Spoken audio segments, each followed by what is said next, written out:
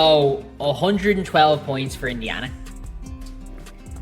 It is now at the stage where the way teams are defending Caitlin Clark is just not working. The challenge of containing Caitlin Clark has reached a staggering 112 points, and that is the harsh reality teams are facing right now.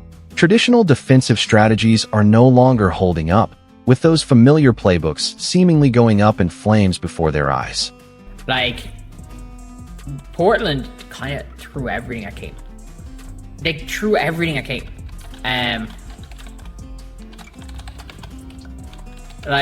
And she still had a 26-point triple-double. Nothing Portland tried defensively could keep her from taking over, as Caitlin Clark still delivered a 26-point triple-double despite every pressure variation thrown her way. Yet the bigger story goes beyond her stat line. Indiana's offense is averaging 110 points during a 5-game winning streak, proving that when defenses overcommit to one player, a domino effect can quickly tear apart their entire structure. Alex Sarama. I mean this. There is nobody that has put more quote-unquote respect on guarding Caitlin Clark than Sarama did today. Like, first of all, they hacked her. They hacked her. But I'm just going to show you guys what they were doing in the full court and the half. For perhaps the first time all season, Alex Sarma and Portland's defensive scheme showed an extraordinary level of respect for Caitlin Clark. Their approach went far beyond simply guarding her, as they chased her from baseline to baseline and used traps that dramatically changed how Indiana had to begin its offense. I mean this. Off scores, this was what the FIFA were doing. So, Kelsey was here. Caitlin was here. And this is something that I've never seen them do till today. And this is obviously something they practiced. So what they did was, whoever is on the inbounder is standing in front of Caitlin. They're standing here as well. So they are at full court on Caitlin Clark. They're not. The pressure began long before Indiana could even settle into its offense. Portland's defender on the inbounder stepped directly into Clark's space, removing the easy outlet and disrupting clean catches before she could even cross half court. Indiana had to improvise, sending secondary guards over to ease the pressure and simply start the possession. Yet the real tactical battle emerged after the ball crossed half court. Every single time Caitlin came off a screen, it was not a switch, it was not a hedge, it was literally, whoever Caitlin's player is, we are pushing Caitlin above the screen. And this player is coming out to here to meet Caitlin, and then we're getting around the screen. And Caitlin could be retreating toward the halfway line. It does not matter. We are holding the trap at all times. Portland's defense turned every Clark screen into a deliberate trap, refusing to switch or drop whenever she came off one. Instead, they used a hard, relentless hedge, with her primary defender pushing high while the screener's defender immediately joined for a permanent two-player trap. They stayed locked in that cage even when Clark retreated toward midcourt. So a lot of people are going to look at this game and be like, why did Aaliyah not shoot off Caitlin's passes? Or why were X or Y player not shooting off Caitlin's passes? The thing is, Aaliyah's covering this area here. When the ball gets to Aaliyah, they're running to Aaliyah, and then Aaliyah gets the hockey assist. The amount of wide open hockey assists that Caitlin Clark generated today, because it becomes a 4-on-3 situation. And the Indiana Fever, and this is the biggest problem in Caitlin's rookie year, is that teams, especially to start the year, were blitzing Caitlin off every ball screen. This is exactly where opposing coaches run into a major problem with the numbers. When two defenders fully commit to stopping Clark 25 feet from the basket, the possession immediately becomes a 4-on-3 situation on the backside. Earlier in her rookie season, Indiana struggled to take advantage of those numbers because the reads came too quickly and the spacing was unfamiliar. But now, that hesitation has completely disappeared. Imagine Aaliyah is here, Caitlin is coming this way, and the double team arrives from here and here. If Caitlin turned the corner at any point, it was basically this defender getting to this spot. Poach rides Caitlin's hip, and they went down. They went down with very little effort to actually get the ball. It was more like they were saying, "We are failing," and if Clark somehow managed to split that trap or turn the corner, the defensive philosophy shifted from basketball strategy into outright football tackling. There was very little attempt to actually play the ball. The goal was to lay wood, take the foul, and force her to beat them almost entirely from the charity stripe. And she had a really good example against Holly Winterburn. Caitlin comes off, Caitlin inbounds it somewhere, gets it back, and Winterburn is late. Holly is late, and you can see Caitlin heading toward the basket. It looks like Caitlin is going to the basket, and Holly steps across, seemingly just trying to draw a blocking foul on Caitlin. So Caitlin goes, and just as she sees Holly coming in, she takes a one-leg three-point shot, not really a normal shot. Boom. She jumps into her and gets the foul because it felt like, I don't know if it was a tactical decision or a player personnel issue, but every single time Caitlin Clark beat her defender, instead of trying to beat Caitlin to a spot, the defender seemed to say, we are getting to Caitlin and we are fouling her.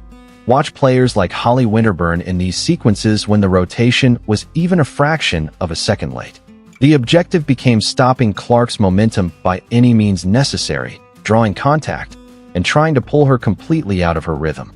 They wanted to turn a flowing basketball game into a stop-and-start free-throw contest just to keep her from taking over the building. So what they were doing in this scenario was jumping the screen and trying to force Caitlin down. And if Caitlin ever came up off the screen, they simply held the blitz. Once Portland decided to keep the blitz locked in, Kale and Alexi essentially challenged Indiana's other players to punish them in 4-on-3 situations, and early in the game, that gamble was actually paying off. Portland was hurting them, knocking down threes, getting the ball into the corners, and taking advantage of the space created away from Clark.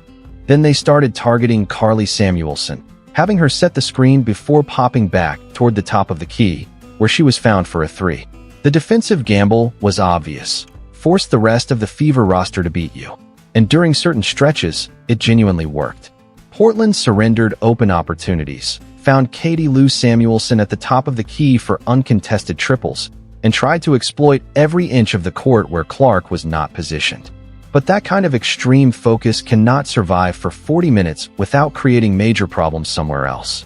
Teams are now realizing they have to choose whether to force Caitlin into being a scorer or make her become a passer, because the professionals around her are now too good to lose against in a 4-on-3 situation.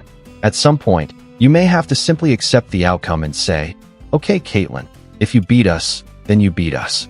Because when the entire defense is committed to stopping her, Clark is still going to get hers, and the rest of the Fever will have opportunities to beat you. We are essentially watching the classic Iowa defensive dilemma replayed on the professional stage. Opposing coaches are stuck in an impossible situation. Do you allow Clark to score 40 points against you while playing standard defense? Or do you sacrifice your entire defensive integrity, trap every screen, and watch her pick apart your rotations with hockey assists to Boston and Mitchell? Everything is being thrown at her. Everything. This is not a case of teams simply letting her succeed. They are throwing absolutely everything at her. Yet she is so talented that no matter what defenses throw her way, she can still quietly produce 20 and 7 on a bad night. It has now reached the point where teams are thinking, we cannot allow Caitlin and Kelsey to combine for 52. We cannot let Caitlin, Kelsey, and Aaliyah combine for 60 or 70. Maybe the choice becomes, look, we are going to make Caitlin Clark prove she can score 40 against us. That is basically the decision. That approach is exactly what Sarama seemed to be aiming for, because her tactics were designed to make Caitlin work defensively, get her into foul trouble, disrupt her rhythm, and prevent her from getting comfortable seeing the basket. When you examine what Clark has produced across the last 5 games against elite defensive minds and well-organized tactical units, the numbers become staggering. She is averaging nearly 30 points and 10 assists per night while dealing with constant double teams, physical contact, and deliberate foul tactics. At this point, the resistance is not failing because teams are unwilling to try. It is failing because Clark's baseline talent has simply moved beyond the conventional defensive answers. This is not the same player anymore. This is Caitlin at the top with everyone else chasing behind her. I am still not putting Caitlin Clark above Aya Wilson, because I am just not ready to do that yet. But it is Caitlin and the rest. Think back to 2024, when Aya was clearly the best, but Caitlin was already right there. It felt like maybe if Aya dropped slightly while Caitlin continued rising, Caitlin could eventually reach number 1. That is how I feel about Caitlin now. No, not Kate and Olivia Miles. There is a gap there. Teams have used the same defensive approach Portland used today against Olivia Miles, and her production dropped sharply.